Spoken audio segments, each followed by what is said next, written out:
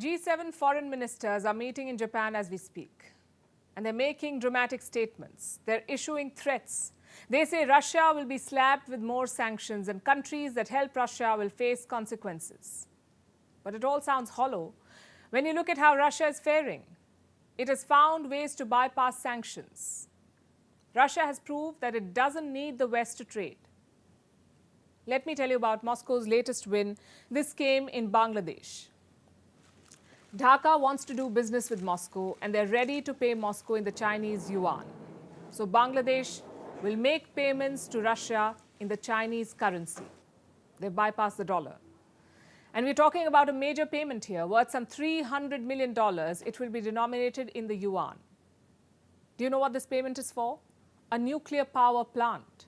Russia is building a power plant for Bangladesh. It is located near the capital city of Dhaka. The project is worth around $12 billion. It is being financed through a Russian loan. And Bangladesh has 28 years to repay this loan. Right now, it is returning a part of the loan. That's $300 million. Dhaka was supposed to make the payment earlier, but Western sanctions delayed it. You see, Russia has been cut off from the global banking system. So they started looking for alternatives. First, Russia wanted the payment in rubles. It was hesitant to accept the yuan. It feared losses after currency conversion. But Dhaka refused to accept this arrangement, so there was a deadlock. It lasted for over a year. Now it seems Russia has changed its mind. It is ready to accept the Chinese yuan, and Bangladesh is happy to pay in the yuan. But why does Bangladesh prefer the yuan? For multiple reasons. For starters, yuan is one of the official currencies of Bangladesh. Since 2017, Dhaka has been adding the yuan to its currency reserves. But when compared with the dollar, the share of the yuan is minor. In 2017, just 1% of Bangladesh's reserves were in yuan. In August last year, this went up to 1.32%. What about the US dollar?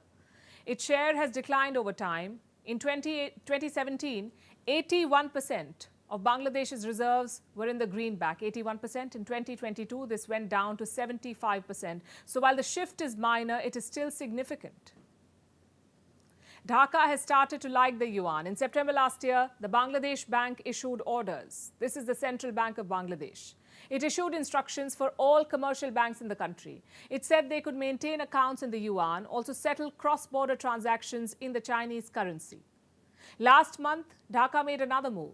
The focus this time was on the exporters. They were allowed to hold some of their proceeds in the yuan. This is de-dollarization in action. Bangladesh is just the latest case study. In recent months, many countries have dumped the dollar. In the month of March, for instance, Brazil abandoned the greenback. China and Brazil are using their national currencies to trade now. Recently, Brazil's president, Lula da Silva, gave a speech. He openly criticized the hegemony of the US currency. Now, Lula wants the BRICS to come up with its own currency. BRICS, as you would know, is a grouping of leading emerging economies: Brazil, Russia, India, China, and South Africa. These are the members. And Russia, too, is pushing the BRICS. It wants the group to challenge the US dollar.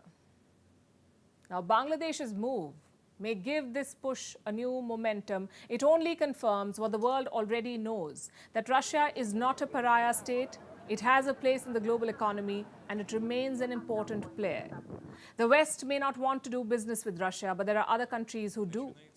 And they're coming up with alternative ways to settle trade deals. India, too, is in this mix. India wants to deepen trade ties with Russia. The Russian trade minister was in Delhi yesterday, and he said Moscow and New Delhi are discussing a trade deal, a free trade agreement.